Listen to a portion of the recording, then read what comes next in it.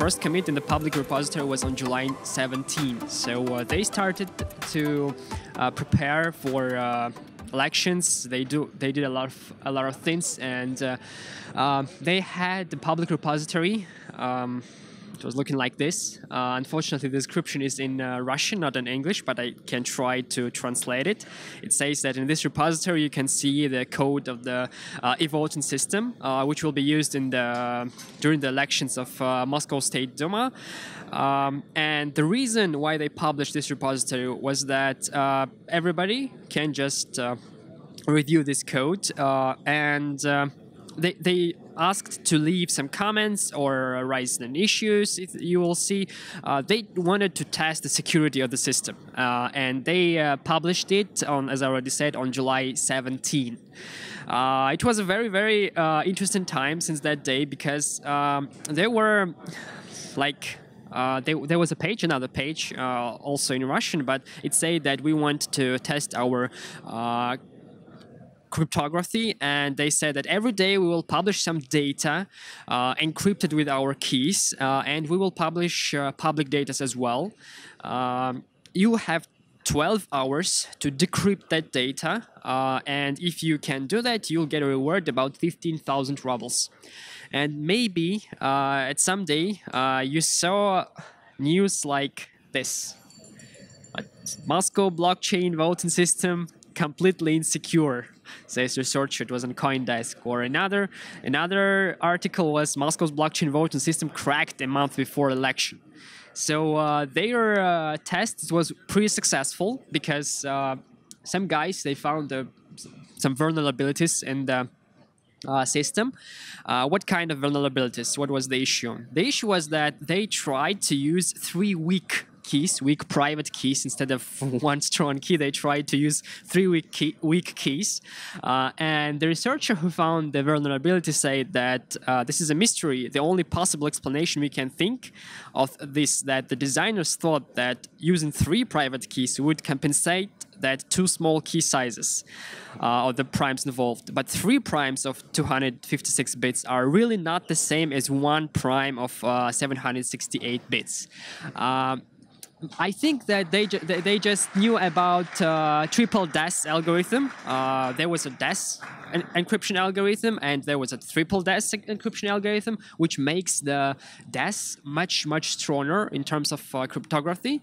And they tried to apply same rule to El-Gamal's cryptography, but it doesn't work. It doesn't work that way. Anyway, it was possible to break all that private keys, all that encryption in 20 minutes using a standard personal computer, just in 20 minutes, not for 12 hours. Yeah, using just only free software, which is publicly available. And there was another issue, to be honest. There were no news or big headlines on CoinDesk about it, but there was one very small issue, that 1 bit was leaking.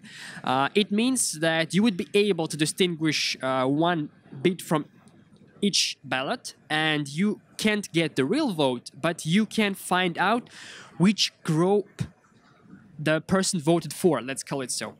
It means that, for example, for the State Duma in Moscow, there were 10 persons, 10 candidates, and it was possible to distinguish that this person did not vote for these 5. He voted from one of these 5 candidates. So sometimes it is bad as well, but they fixed it. They fixed it before the election. And I just wanted to say that, to be honest, it was pretty successful. It was very interesting that they published it, they got vulnerabilities, they found it, and they fixed it. And I think it is a very good practice that we have to publish all our source codes before we do something. But the problem, to be honest, was that I will talk about problems a little bit later, so let's just move further. What was happening during the vote? During the vote, they were publishing every 30 minutes. They were posting encrypted data, encrypted votes of each person. As you can see, they're like 1, 2, 3, 4, 5, 6 columns. It's again in Russian, but I'll try to translate it. So it was looking like this. So you can see the district. As I already said, the voting was only in 3 districts, 3 small districts in Moscow. And they were published in CSV files with these columns like district, the block number, block in terms of Ethereum blockchain, time when this vote was published in the blockchain, and the encrypted vote. They were publishing like this. And it looks pretty nice, but the only problem is that they were publishing this, but the blockchain, all the nodes in the blockchain, they were controlled by one organization. So it doesn't make a lot of sense, to be honest, to use the blockchain that way. But it was pretty nice that we were publishing every 30 minutes votes like this. And at the end of the voting, they published the private key. This private key, they used Shamir's secret sharing algorithm, and there were 7 parts as far as I remember, and at the end they just collected all that 7 parts. They just got the private key and they published it. Why did they publish it? Because they wanted to prove all the numbers that this is a winner and he won because of these numbers. But it means more. Theoretically, not only voters, but their managers or their employers, they can see that you voted for this person. So if somebody tried to enforce another person to vote for somebody, they can check it, and it was not so good as well. To be honest, there were no ways to check the numbers instead of publishing the private key. But anyway, they did it. It was not so good, but it worked. Yeah. So at some point they just closed access to the blockchain, to all the nodes of the blockchain. It didn't able to see anything in the blockchain. It didn't able to see the CSV files. After a while, just at the next day, as far as I remember, on the next day of the election, they just closed everything. And D in this voting stands for decentralization, to be honest. And after the vote, we got some interesting numbers. Here we can see, like the distribution of votes. On the bottom line, you can see the time. And as you can see, at 2:20, something happened. More than 10% of the voters voted at that time. Why? What happened? Maybe the reason is that, as you can see, 3 hours, there are no votes at all, almost no votes at all. Since 9 something, almost till 9:30 till 12:30, some kind of that. Why? Because the system, they just suspended the system. They said, we have some issues.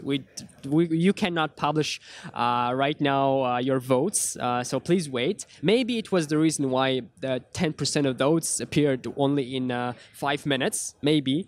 But maybe there were another reasons. But anyway, we cannot prove it. We cannot say that, okay, everything is fine. So it's kind of problem of public voting as well. But this is not the only interesting thing. Another interesting thing was that the distribution of votes for the main candidates in 3 districts. So as you can see, the district number 1, the 2 persons, district number 10, 2 persons, and district number 30, 3 persons. And the distribution is very interesting as well. So there are blocks, like ranges of blocks in the columns. And as you can see, the winners, they got a lot of votes at the beginning and at the end. Each winner in each district got much more votes at the beginning and at the end. But between these blocks, like in the 4 ranges, they got less than other candidates. So it's kind of strange, very strange. Sorry?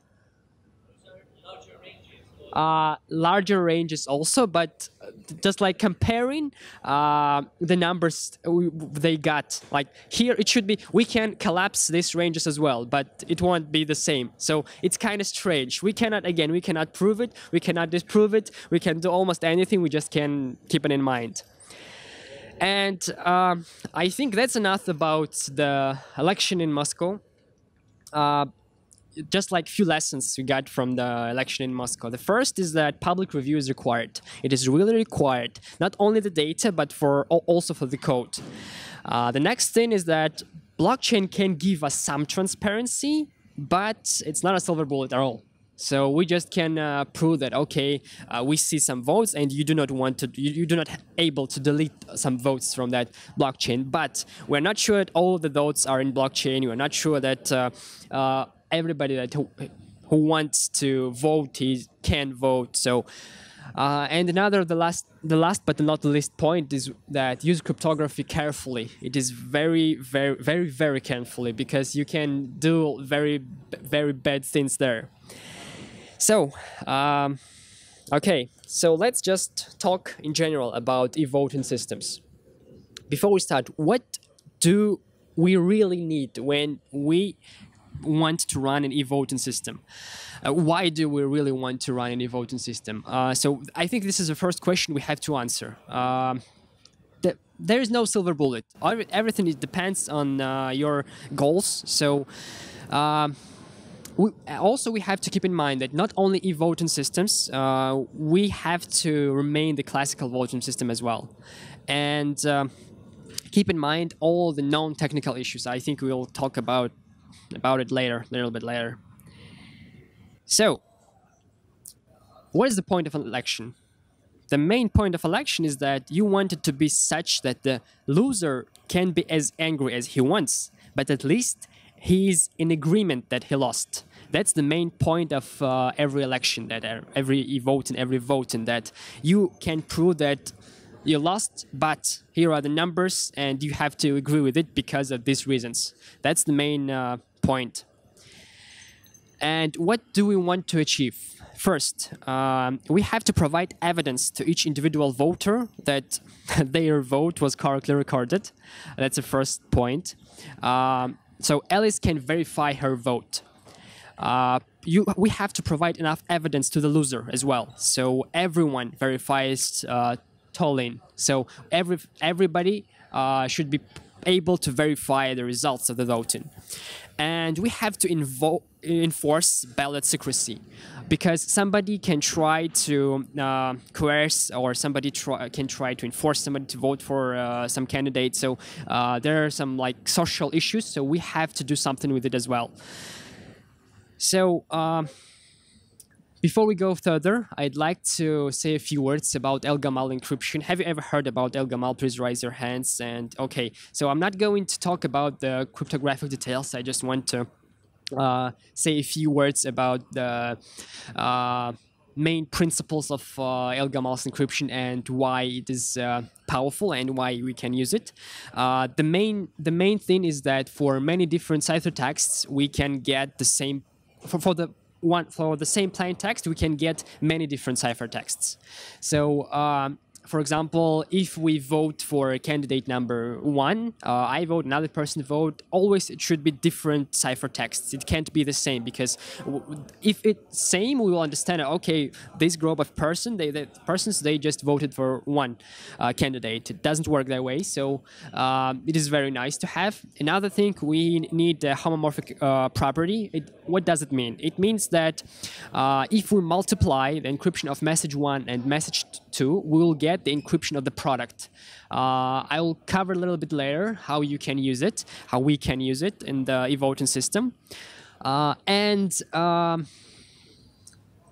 main thing is that we can add ciphertexts together without knowing what we're adding. It means that we can get ballots from each person. We can add them together. We even will not know what we are adding, but we will add them together and we will get some result. We can decrypt that result and get the numbers. That's the main magic in the El-Gamal's encryption. Not only El-Gamal's, but in El-Gamal's encryption as well. So how the proper cryptographic design of e-voting system should look like? The first step, we need some kind of multi-party computation. What does it mean? It means that we need some end parties, and they should not trust to each other. They should, like, for example, if we have 3 candidates, they have to make that multi-party computation. They have to share keys with each other. Not private keys, but they have to share some data with each other. I just want to keep it as simple as it's possible. Each party will have their own public key, and they can publish it into the blockchain. And at the end, with some cryptographic magic, we can get the public key. So the final get one public key from different public keys and from some additional data. So it means that we will have final public key of the vote, and we will use it to encrypt all the ballots. So what is the main idea? That everyone has its own secret, and it's very important. So next step, ballots. So I'm a person, I'd like to vote. What should I do? There are 3 candidates, A, B, and C. I have to put some number, like I just want to vote for candidate B. I have to put 1, like in my ballot for person B, and I have to encrypt it. I have to. The encryption is pretty simple. We have to multiply it by base point and add public key, the public key of the whole election. And I can send it to the blockchain. I can publish it there. And before I do it, I have to add some non-interactive zero-knowledge proofs as well. So I have to prove that the sum of my 3 numbers is 0 and only 0. Oh, 1, not 0. 1 and only 1, nothing else. I can do it using zero-knowledge proofs. I'm not going deeper in zero-knowledge proofs as well. And I can publish it, so everybody can see that I'm a voter, and this is my vote. There's another question that we have to somehow validate the voters, that we have to know that, okay, this public key, it has... It has, how to say, he can vote, let's call it so. This public key can vote. We have to prove it somehow, and we have to have some kind of white list of voters. This is a very complicated question. To be honest, it's not a technical question, I guess. It's mostly about social problem. So we'll skip this part right now. And we need one more interesting property of our voting. We have to allow to vote multiple times. What does it mean? It means that we will count only the latest vote, but we have to allow to vote multiple times. We have to allow to change your opinion. Why? Because, for example, if somebody wants to enforce you to vote for one candidate, you can vote, okay, but at the end you can change your vote. So it gives you some kind of flexibility to avoid that curses. And yeah, so okay, we publish that data on the public blockchain. And at the end, we can do using El-Gamal encryption and some modification of El-Gamal encryption. We can get the sum of ballots. We will get, like, I don't know, there are 4 persons. They voted like here on the screen, and we can sum these numbers without knowing what we are adding. We can get these numbers, and we can get, like, okay, for we'll get one cipher text, and we have to decrypt it. We will see not like 1, 2, and 1. We will see like a cipher text, and we have to do something with it. What do we have to do? We have to decrypt it layer by layer. What does it mean? It means that we had n parties, and the first step at the multi-party computation, we had n parties, and they have to decrypt it layer by layer. All of them have to decrypt that cipher text. Yeah, it may be a problem because, for example, there's one party, and they said, okay, we know that we lost this election, and we do not want to encrypt the data. If so, we will never know the results. That's the main problem. I'll talk about it a little bit later as well. Let's just talk about it a little bit more. So there are 2 trade-offs in this scheme. The first is that if all the parties misbehave, they can decrypt each vote. They can see that this person voted for this candidate, and if all the parties misbehave. And if one of the end parties just do not want to decrypt, we will never know the results. But there are ways to avoid this kind of issues. I mean, the last issue. I guess we will have a paper about it in the nearest future. So we will share it if you're interested in it as well. Yeah, that's how it should look like. To be honest, I wanted to show the code, but I realized that we do not have so much time to talk about code as well. So where we can try it? Meh, right now, nowhere. But if you're interested in, this is like a link where you can get the notification where we'll publish it. We're already working on it, and we'll publish it as soon as possible. Yeah, we will just notify when we publish to be honest, we have even a prototype of it, but it's not so production ready, so we'll publish it very soon. And at the end, I just want to talk a little bit more about the experiment in Moscow again, Moscow elections. As you could see, there were a lot of problems. There were a lot of issues from a cryptographic point of view, from the organizational point of view, from like, why do we really even on the blockchain? But at the end of the blockchain voting or e-voting, we will be able to see numbers like this. Where is it? This is like Russian political activists. They said, okay, we have numbers, we have a blockchain, we have all the needed data, and we can see what was the difference in numbers between two candidates during the whole day, how it was changing. So as you can see, there is a time here at the left. Yeah, and block number in the blockchain and the difference between two candidates. And as you can see, it changes. At the morning, it was one person was winning. The difference was more than 500 votes. At the evening, the second person won, and the difference was like 80 votes. Yeah, and this, like the first experiment, I think it was very, very, very successful. Because it was the first, I guess it was the first experiment in the wild with e-voting system using blockchain. And we got a lot of insights, we got a lot of lessons to learn from this example. And even with these issues, we got this possibility to validate the voting systems and to make sure that everything is okay. The only thing I have to note that right now, I think that e-voting systems, the main problems are not on the technical side. The main problems are on the social side, because even in Moscow, there were a lot of problems that some candidates, they didn't get approved to go to the election, blah, blah, blah. So I just want to skip that political side of the question. But from the tech point of view, we can do very interesting e-voting systems. We can for sure we'll have some trade-offs. The topic is very, very difficult and it's not so easy to do absolutely transparent and absolutely verifiable, let's call it so, e-voting system, but it makes sense to do it even right now. So that's it. So if you have any questions, I will be happy to answer. I guess you can find me floating around somewhere there and you can ask me any questions. So that's it. Thank you.